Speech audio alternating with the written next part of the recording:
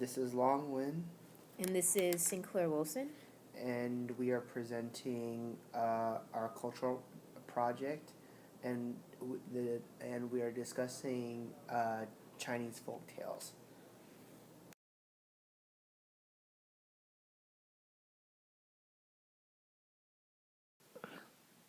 Chinese folk tales were passed on through oral traditions from one generation to the next.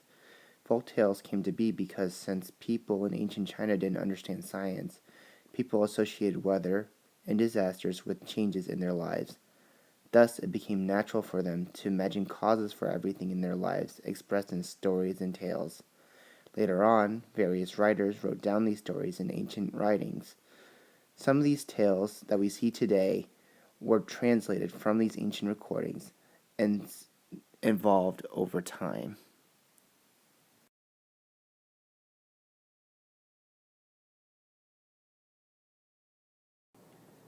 Chinese folk tales were written on a wide assortment of subjects.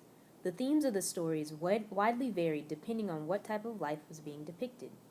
Some were fanciful portrayals mostly depicted by Han Chinese rulers, while others were depictions of daily life, and still more were about superstitions and early beliefs, and so on.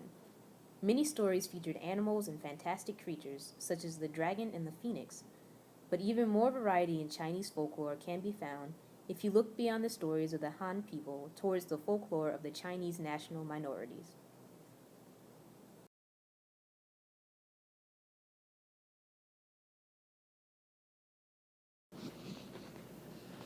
China is currently composed of 56 ethnic groups, the Han, who make up the majority, and the 55 nationally recognized groups. In regards to folk tales, the Han people and the minority groups express different subjects. The folklore of the Han people, who make up a large majority of China's population, differs from the folklore of the national minorities.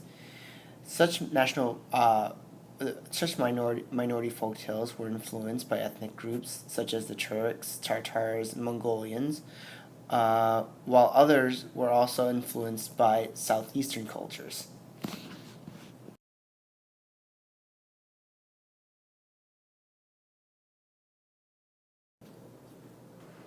Both the ruling Han emperors and the common people had an interest in listening to tales recited by storytellers.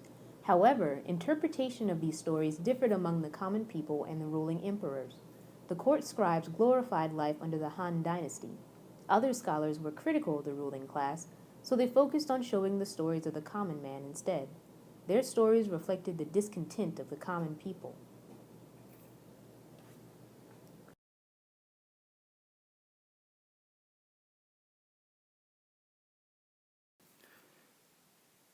A folk tale famous during the Han Dynasty is called the Lotus Lantern.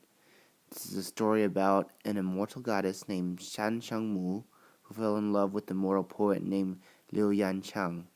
Eventually they married, but their marriage was forbidden in the eyes of the immortals, and they both went into hiding. While in hiding, the couple gave birth to a son named Shen Xiang. Shortly after Shen Xiang's birth, San Shangmu's brother Erlang found the couple and ordered San Shangmu to leave her husband and her child, which she refused. Later, Shangmu stole the lantern from his sister and took Shen Sheng to his palace and imprisoned his sister. It wasn't until Shen Sheng's 15th birthday when he found out from a priest that he was a child of a forbidden love affair and that his mother was in prison in a mountain. Shen Sheng, learning of this, managed to steal the lantern back from Erlang and defeated Erlang with the help of an axe and the magic lotus lantern. With the axe, he freed his mother from the mountain and in the end reunited with his father Liu Yanchang and lived happily ever after.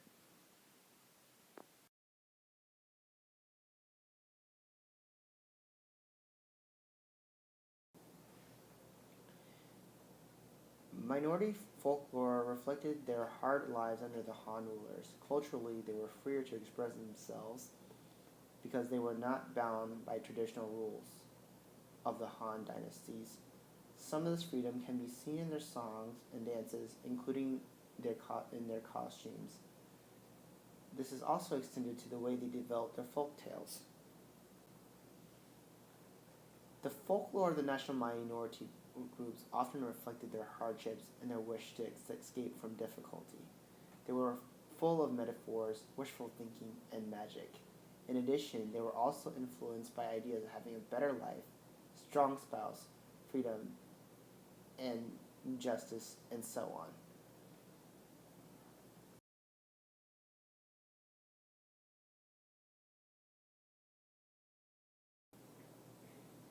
The story of the Golden Sheng from Miao folklore tells the tale of a young girl kidnapped by a terrible dragon. As the girl was swept away, she cried out to her mother that she was depending on her little brother to save her. During his quest to rescue her, he finds an instrument called a sheng, which was enchanted to make whoever heard its music dance involuntarily. When the boy found the dragon, he played the sheng and forced the dragon to dance until it died, rescuing his sister. They then used its skin, bones, and horns to cultivate their fields, and became so prosperous that from then on they lived comfortably.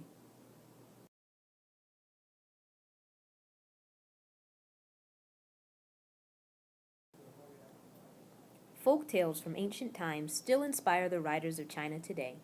They are generally shorter, but are inspired by all facets of both Han and minority cultures, as there is far less strife between the ethnicities. One form of modern writing inspired by ancient folk tales is Weixing Xiaoshuo, or microfiction, which often displays the themes found in older stories.